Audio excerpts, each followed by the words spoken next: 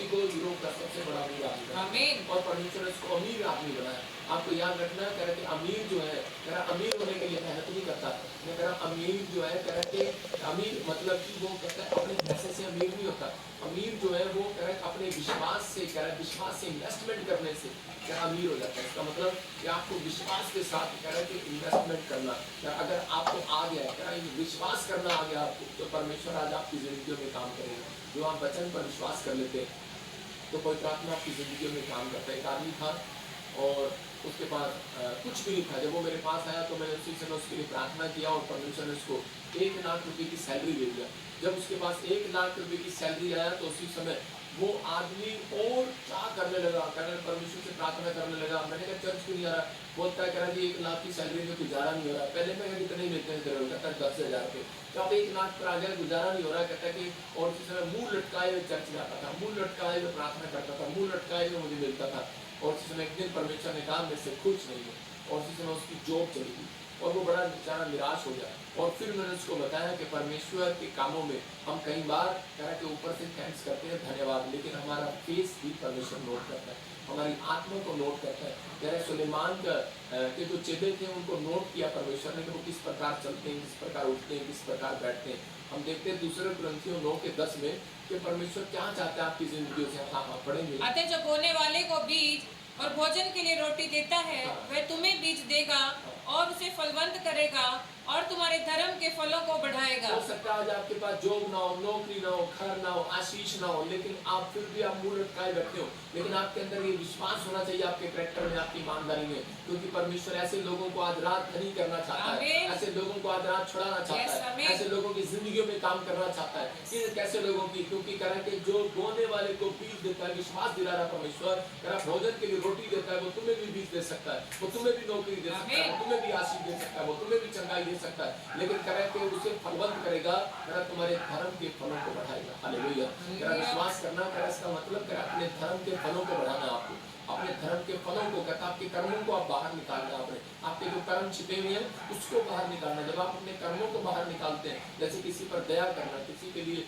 कह रहा झूठ से दूर हो जाना, कह रहा कि आप सच्चाई का पीछा करना, आप जैसे कर्म अपने आगे लेकर आते हैं, तो परमेश्वर आपकी जिंदगियों में कहता है कि वो बोने वाले को बीज देगा, खाने वाले को रोटी देगा। इसका मतलब कह रहा कि इसहाक के जो इजराइल के अंदर जो लोग थे, इसहाक के जो साथ वाले लोग थे, वो भूखे थे, अकाल पड़ गया था। और उसी समय परमेश्वर ने क्या किया, उनको खाने के लिए रोटी देना चाहता था, लेकिन वो भाग गए खाने के लिए रोटी ढूंढने के लिए मिस्र में चले गए। और उसी समय कह रहे इसहाक जो है कह रहा वहीं पर रहा। और उसी समय परमेश्वर ने कहा इसहाक मैं तुझे कह रहा खाने के लिए रोटी नहीं दूंगा, मैं तुझे बीज दूंगा। लेकिन हो सकता था इसहाक रोता परमेश्वर के सामने, बोलता मुझे भूख लग रही है, तू मुझे बीज दे रहा है। और उसी समय लेकिन वो बीज को खा सकता था, लेकिन बीज उसने खाया नहीं है। उसने उसका कहा मैं इसको खाऊंगा नहीं, मैं इसको बोऊंगा परमेश्वर के लिए। हालेलुया। आपको समझ में आ रहा है? कहता है कि बहुत सारे लोगों को सैलरियां मिलती हैं, लेकिन उसी समय वो खा जाते हैं उस सैलरी को, वो परमेश्वर का थैंक्स नहीं करते। जब हमारे घर में सैलरी आती है, मैं उसी समय क्या करता हूँ, मैं आपको बता रहा हूँ, जब मैं नौकरी करता था तो उसी समय मैं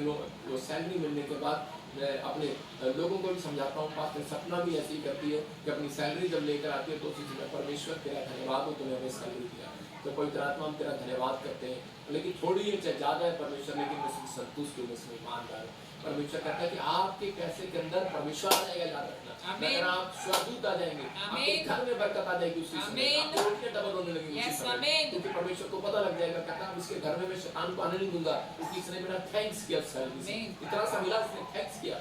अरे आपके घर में इतनी सी तरह की सैलरी आई, आपने थैंक्स किया। इसी सैलरी के अंदर देखना, अमीर लोग भूखे मरेंगे, तुम लोग वहीं पर रज के खाओगे। आपके अंदर ये विश्वास की बातें होती है। इसलिए कह रहा है बोने वाले को बीज, इसका मतलब आपने बोने वाले बनना है। कह रहा है कि बोने वाला कौन? सुबह उठकर आप बो सकते हैं। कह रहा आप बाइबल जो पढ़ते हैं, आपको जो ज्ञान हो जाता है, आप कभी बांटते हैं, किसी के साथ नहीं बांटते। हम प्रार्थना करते हैं, लेकिन हम कभी सोचते हैं कि हम किसी व्यक्ति के लिए प्रार्थना करें। हम उसी समय अगर हम नहीं कर सकते तो हम अपने पड़ोस वालों के लिए प्रार्थना कर सकते हैं, नाम लेकर घर बैठकर प्रार्थना कर सकते हैं। आपने बोया है, जो आपने सीखा आपने बोया है। आप परमेश्वर कह रहा बोने वाले को बीज दूंगा, कह रहा कि और कह रहा खाने वाले को रोटी। इसका मतलब परमेश्वर खाने वाले को, जो भूखे कह रहा ज्यादा ही खाते हैं, पेटू है, इसका मतलब परमेश्वर उन्हें कभी रीच नहीं करता। याद रखना, उसको रीच करता है जो बोने वाला होता है। अगर आप दान देने वाले हैं, सबसे ज्यादा रीच पर्सन आप हैं।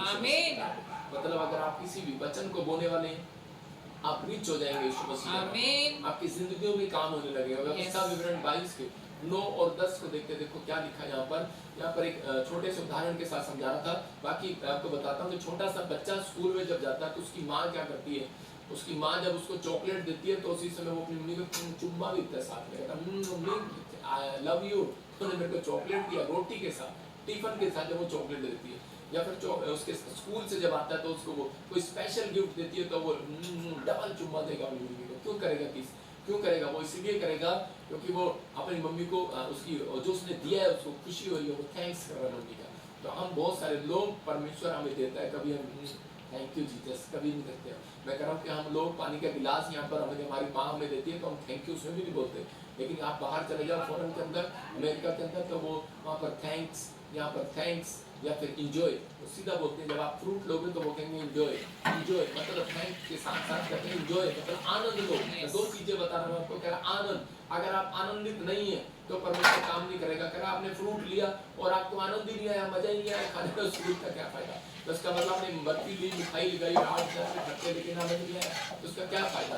तो परमेश्वर का आत्मा कह रहा कहता है कि आपको आनंद लेना है तो आज से परमेश्वर से मांगो। परमेश्वर हम पति पत्नी के बीच में आनंद आए, परमेश्वर हम बाप बेटे के बीच में आनंद आए, परमेश्वर इसी समय हमारी सेवकाई के अंदर आनंद आए, परमेश्वर हमारे घर में आनंद आए। मैं तेरे आनंद को देखना चाहता हूँ। परमेश्वर आपके घर में आनंद लेकर आएगा। यीशु मसीह कभी भी सीधा नहीं बोलता था क्या तुझे घर मिलेगा, क्या तुझे पैसा मिलेगा। यीशु मसीह बोलते थे क्या तुझे शांति मिलेगी।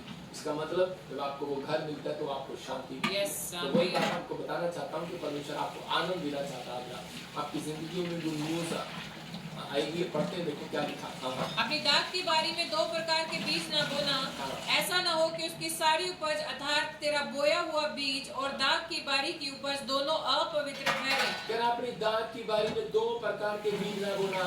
इसका मतलब एक विश्वास का बीज करा, एक गेहूं के खेत में जब बीज बोते हैं तो बीज के साथ साथ करते हैं बार दूसरा व्यक्ति सोचता है कि इसके साथ दूसरा बीज भी लगा दे, मूली भी लगा दे इसमें, और एक चल गन्ने का खेत खाली जा रहा। आम के बाग में अगर हम ऐसे करते हैं कि वहाँ पर कोई बात गेहूं भी लगा देते हैं, लेकिन उसके बाद क्या होगा, वो धरती उपजाऊ वाली नहीं रहेगी। एक बार तो बोलेगी लेकिन उपजाऊ वाली नहीं रहेगी। हम कई बार क्या करते हैं, एक काम विश्वास का एक विश्वास का है। इसी समय बहुत सारे लोग, कई लोग बैठ के सोचते हैं कि उनको विश्वास नहीं होता और वो बार बार यही गलतियां करते हैं अपनी जिंदगी के अंदर कि वो कई बार अपनी रोटियां डबल करवाने की बजाय, मैं फिर कह रहा हूँ कि वो लोग बोलते हैं कि चल छोड़ना, चर्च में बैठकर क्या करेंगे हम। इसी समय जो लोग चर्च नहीं जा रहे, एक कान कहता है कि चर्च चल, एक कहता है कि नहीं घर बैठकर यहीं पर रहे।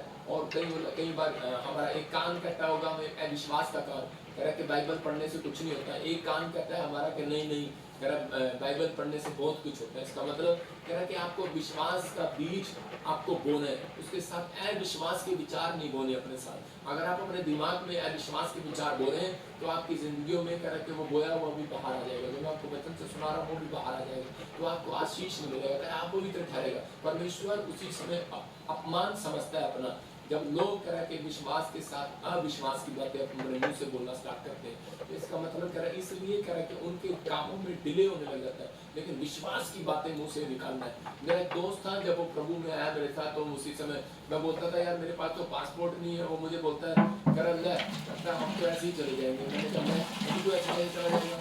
तो मैं देख रहा था कि वो लड़का आज वो मतलब कुछ भी नहीं करता था, बिल्कुल जीरो था।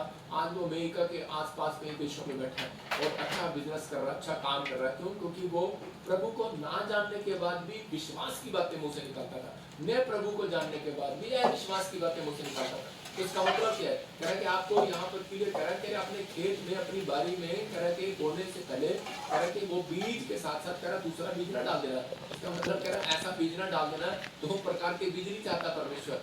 अपने विचारों में एक विचार रखना। जब तक आप इसी समय कई बार हम यूएसए के एम्बेसी में जा रहे थे और उसी समय कहते हैं विश्वास है विश्वास है विश्वास है, लेकिन वहां पर जाते ही दूसरा बीज अपने दिमाग में डाल लेते हैं, पता नहीं यार मेरा लगेगा कि नहीं, और सिस्टम वो कैंसर फ्लो हो जाता है। रीजन है ये, कहता है आपको विश्वास करने के नहीं परमेश्वर ने कर दिया है। हो सकता है आपके मन में विचारों में विचार आ रहे हो तो वो कोई बात नहीं, लेकिन आपको आज से अपने अंदर ये फैसला लेना है कि परमेश्वर तू मेरी जिंदगी में काम करेगा और मुझे आशीष देगा। मुंह से बोलते चले जाओ। जब आप मुंह से बोलते चले जाते हैं तो परमेश्वर आपके जीवन में काम करना स्टार्ट करता है, क्योंकि पवित्र आत्मा उन लोगों को